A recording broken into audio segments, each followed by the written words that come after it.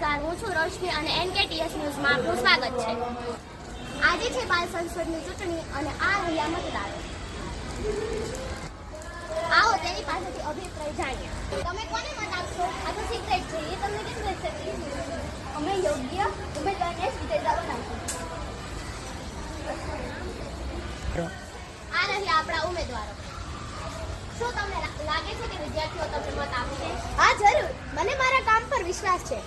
મારું નામ ધોળિયા દીક્ષિતા છે અને આ રહ્યું મારું ચિહ્ન છે સૈયદ બુખારી મેઘી. મારું ચિહ્ન છે પતંગ.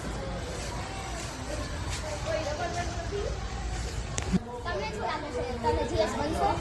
હા, જરૂર. મને મારા કામ ઉપર એટલો વિશ્વાસ છે કે હું જીએસ બનું.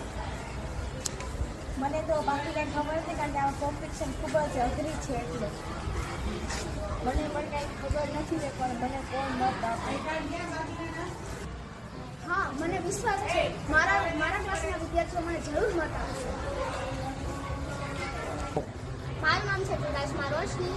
હું કેમેરામેન સ્વાતિ ટીચર હારે ફરીથી મળીશું આવતીકાલે. મારું નામ છે રાઠોડ જાનકી. મારું નિશાન છે અશોક ચક્ર. હું મહામંત્રીની ચૂંટણીમાં ઊભી છું. નમસ્કાર, મારું નામ છે સોલંકી મિશ્રા અને મારું નિશાન છે સાવરણો અને હું મહામંત્રીની ચૂંટણીમાં ઊભી છું. નમસ્કાર, મારું નામ છે મકવાણા જિજ્ઞાસા. મારું ચિહ્ન સરસ્વતીમાં છે અને હું મહામંત્રીની ચૂંટણીમાં ઊભી છું. નમસ્કાર, મારું નામ છે ચાવડા ચાંદની જયપાલભાઈ. મારું ચિહ્ન છે કમળ અને હું મહામંત્રીની ચૂંટણીમાં ઊભી છું.